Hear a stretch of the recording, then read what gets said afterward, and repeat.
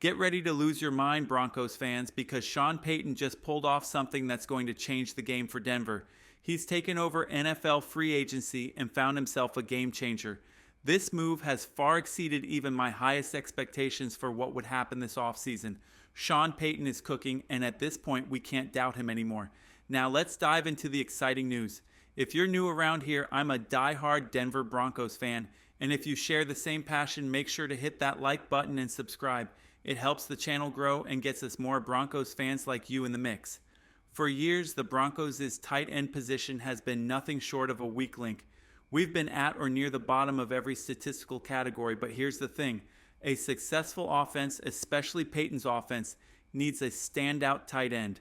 And let's not forget, Peyton's had some amazing tight ends before. Jeremy Shockey, Dan Campbell, Jimmy Graham, and even Taysom Hill. So it's no surprise that he needed to make a move. And he just did.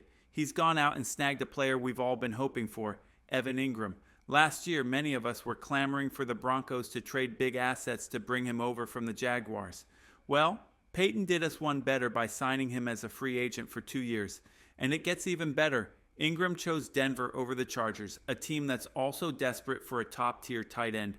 That's a massive win for us. Let's talk numbers.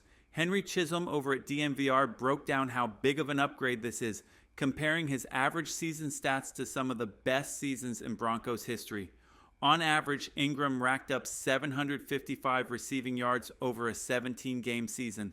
To put that in perspective, Julius Thomas's best year barely hit 788 yards, meaning even Ingram's average season is on par with the best season we've seen from a Broncos tight end in recent years. In fact, if we look at last season, Ingram would have been the second highest receiver on our team, right behind Demaryius Thomas. And the year before that, his 775 yards would have led the entire squad. This guy is a game changer, a true difference maker, and it's no wonder even Jim Harbaugh was in on the action trying to snag him. Evan Ingram chose the Broncos over Harbaugh and Herbert, and honestly, there's no better way to show who's leading the AFC West right now. This decision is huge. It's proof that Peyton and the Broncos have the higher ceiling. This guy is going to be an absolute nightmare for defenses, and I can already see how much of a mismatch he's going to be for anyone who tries to line up against him. The fact that we got Ingram is a win in itself, especially when you consider that one of the reasons he was available was due to a shoulder injury. But here's the thing, the Broncos didn't just sit back and wait. We were on top of it, hosting him the night before free agency opened and keeping him in Denver all day the next day. And let's not forget about our medical staff. Our team, led by head trainer U.B. Landry, has an impressive track record when it comes to keeping players healthy. The fact that we signed Ingram tells me the Broncos are confident he's going to stay healthy, and that's a huge deal. After all, during Peyton's tenure, the Broncos have been one of the best in the NFL at keeping players on the field. Let's remember, Ingram was a first-round draft pick, and now he's on our squad. That's something to get excited about. It's going to be interesting to see which number he ends up wearing in Denver. Right now, he's rocking Devontae's number, but could we see a number change like we did with players such as Puka Nacua yielding his number to veteran Davante Adams? Maybe Ingram will switch to the number he wore in college. Whatever it is, it's going to be thrilling to watch him in action. Looking at everything, this free agency has been nothing short of a dream come true. The night before it started, I went on record saying I would lose my mind if we could land both Greenlaw and Ingram, and we did. And on top of that, we grabbed an all-pro safety. This is a level of success I never expected. I honestly don't think it could have gotten any better for the Broncos. Now, the ceiling for the Denver Broncos has skyrocketed. The potential for this team is unreal. With the best defense in the NFL and an offense that's only going to improve, the Broncos are poised to make some serious noise in the playoffs.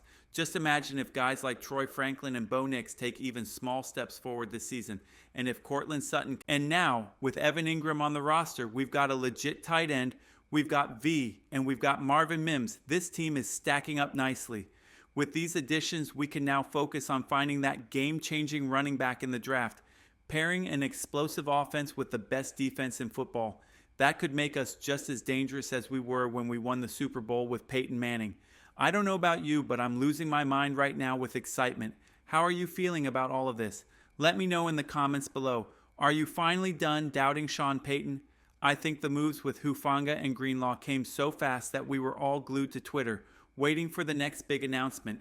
And then right as the new league year started, we got the news about Ingram, and I'm just overwhelmed with excitement. But it's not just Ingram's receiving ability that's exciting.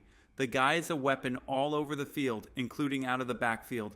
We saw him line up as a running back, a scat back in the slot, and even on the line. He's versatile.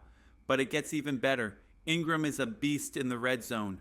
Last year, we had to get a little creative to make things happen in the red zone. Remember when Bonnick mossed a defender on that pitch back from Cortland Sutton? Well, we don't have to do those tricks anymore because now we've got a legitimate red zone threat in Ingram. This is exactly what Sean Payton's offense needed to unlock its full potential, and it's going to bring us all to tears of joy watching this team take off. Now, the big question, are the Broncos done making moves? We've heard the news that Cooper Kupp has been cut. He was on the trade block, and Payton and Rams head coach Sean McVay have a close relationship. Payton even went to Cabo with him recently.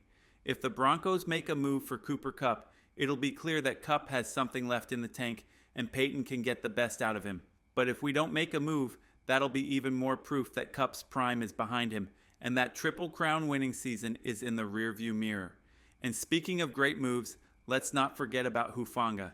He's been a solid pickup, and I've been hearing more and more about how great it was to bring him in. In fact, even the voice of the 49ers, basically their version of Dave Logan, came out and spoke highly of it. The buzz is real, and it's clear the Broncos are making all the right moves. I love this story about Talanoa Hufanga. When someone asked what to call him, the answer was simple.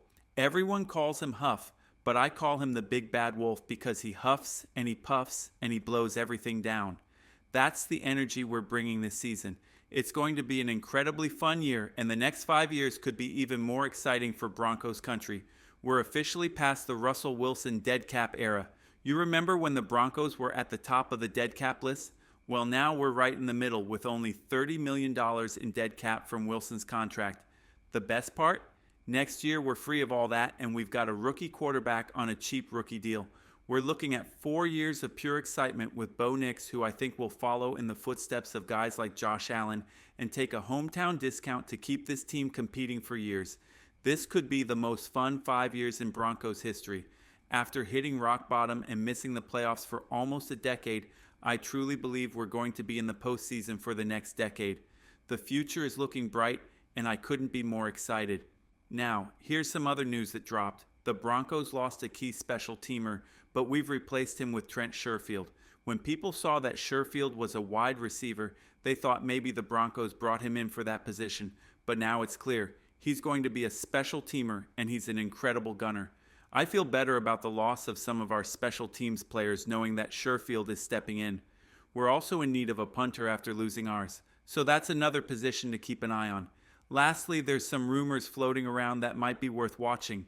A Twitter account known for sometimes posting fake info has claimed that the Kansas City Chiefs might have started tampering with Ronnie Stanley before the legal tampering window opened.